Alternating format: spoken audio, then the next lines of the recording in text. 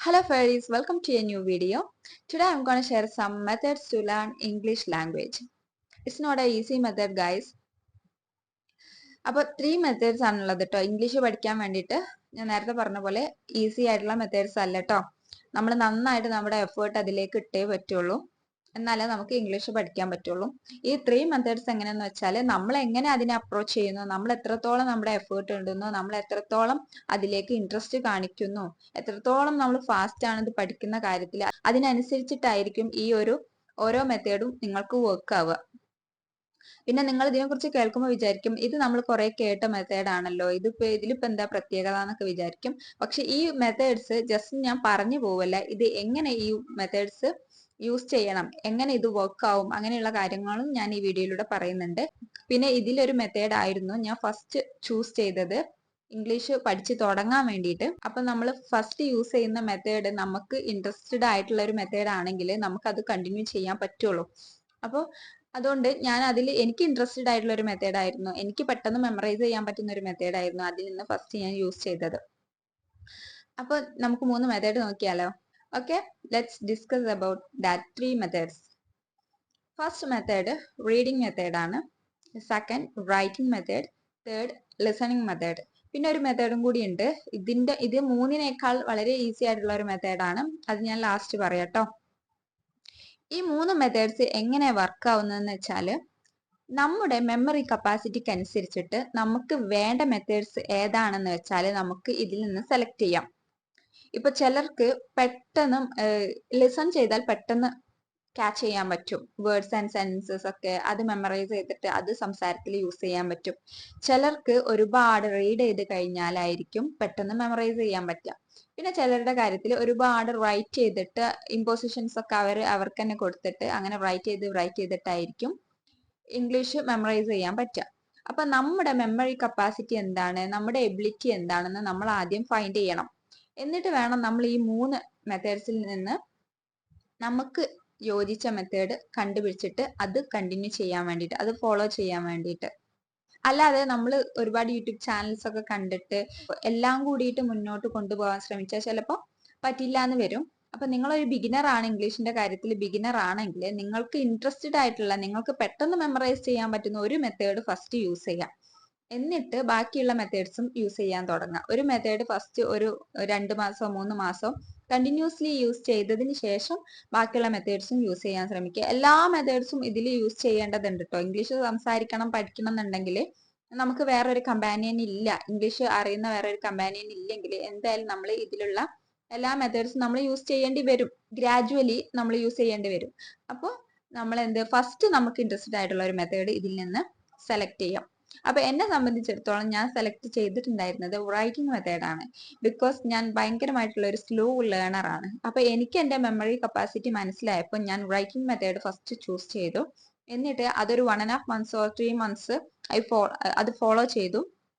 എന്നിട്ട് അതിൽ നിന്ന് എനിക്കൊരു ഐഡിയ കിട്ടി, എങ്ങനെ സെന്റൻസ് സ്ട്രക്ചർ ചെയ്യണം, എങ്ങനെ ഓരോ ഗ്രാമർ പഠിക്കാം, എങ്ങനെ ഒരു യൂസേജസ് എവിടെയൊക്കെ യൂസ് ചെയ്യണം എന്നൊക്കെ ഒരു ഐഡിയ കിട്ടിയതിന് ശേഷമാണ് ഞാൻ പിന്നെ റീഡിങ്ങും ലിസണിങ്ങും ഒക്കെ ഫോളോ ചെയ്യാൻ തുടങ്ങിയത്.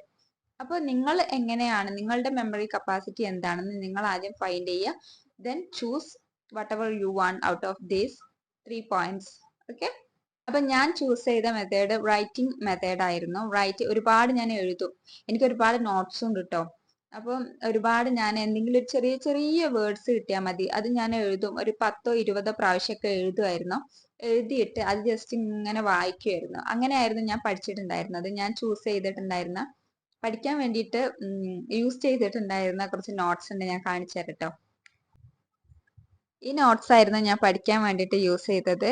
ഇതിൽ ഫുള്ള് എഴുതിയിട്ടുണ്ട് കേട്ടോ, ഫുള്ള് എഴുതി പേജ് തീർന്ന നോട്ട്സ് ആണ് ഇത്. ഇപ്പൊ 7 നോട്ട്സ് ഉണ്ട് കേട്ടോ, വലുതും ചെറുതൊക്കെ ആയിട്ട് 7 നോട്ട്സ് ഉണ്ട്. ഇപ്പോഴും എൻ്റെ കയ്യിൽ ഒരു പുതിയ നോട്ട് ഉണ്ട് കേട്ടോ, എനിക്ക് എഴുതി പഠിക്കാൻ വേണ്ടിയിട്ട്.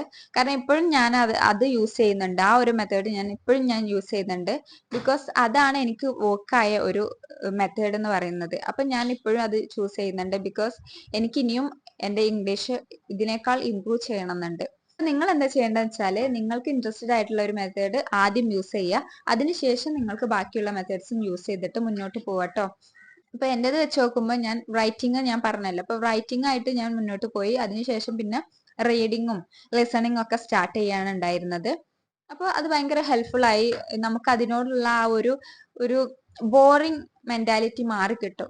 എനിക്ക് ഫസ്റ്റ് ഒക്കെ ഭയങ്കര ബോറിംഗ് ആയിട്ട് ഫീൽ ചെയ്തിട്ടുണ്ടായിരുന്നു. അപ്പൊ ആ ബോറിംഗ് മാറ്റാൻ വേണ്ടിയിട്ട് എനിക്ക് ഇൻട്രസ്റ്റഡ് ആയിട്ടുള്ള മെത്തേഡ് ഞാൻ ചൂസ് ചെയ്തപ്പോൾ എനിക്ക് ആ ബോറിംഗ് മാറ്റാൻ പറ്റി. ഗ്രാജുവലി എനിക്ക് നല്ലൊരു ഫ്ലുവൻസി കിട്ടാനും തുടങ്ങി ഇംഗ്ലീഷിൽ. പിന്നെ ഉള്ള മെത്തേഡ് എന്താണെന്ന് വെച്ചാൽ ഞാൻ പറഞ്ഞിട്ടുണ്ടായിരുന്നു, ലാസ്റ്റ് ഞാൻ പറയാം.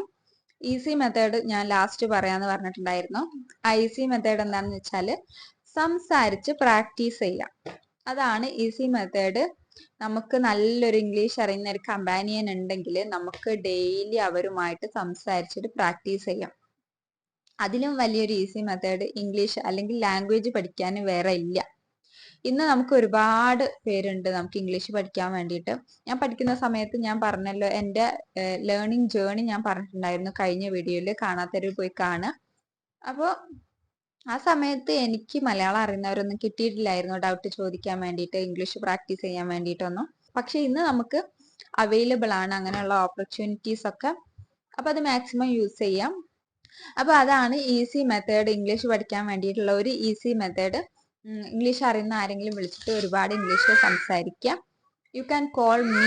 എന്നെയും നിങ്ങൾക്ക് വേണമെങ്കിൽ എന്നെ കോൾ ചെയ്തിട്ട് സംസാരിക്കാം കേട്ടോ, നോ പ്രോബ്ലം. ഡെയിലി കോൾ ചെയ്തിട്ട് ഇംഗ്ലീഷിൽ സംസാരിക്കാം. പിന്നെ ആദ്യമൊക്കെ ഫെമിലിയർ ആയിട്ടുള്ള ഒരു ടോപ്പിക് ചൂസ് ചെയ്തിട്ട് സംസാരിക്കുക. അങ്ങനെ ആവുമ്പോൾ നിങ്ങൾക്ക് ഭയങ്കര ഇൻട്രസ്റ്റഡ് ആയിരിക്കും ഇംഗ്ലീഷ് സംസാരിക്കാൻ വേണ്ടിയിട്ട്. അപ്പൊ അതൊക്കെയാണ് ഇംഗ്ലീഷ് പെട്ടെന്ന് പഠിക്കാൻ വേണ്ടിയിട്ട്, അല്ലെങ്കിൽ ഇംഗ്ലീഷുമായിട്ട് നിങ്ങൾക്ക് പൊരുത്തപ്പെട്ടു പോകാൻ വേണ്ടിയിട്ടുള്ള കുറച്ച് ടിപ്സ്.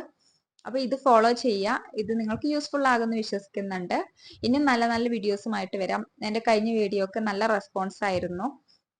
ആ റെസ്പോൺസ് ഞാൻ ഈ വീഡിയോക്കും പ്രതീക്ഷിക്കുന്നു. Thank you so much for watching my video. By.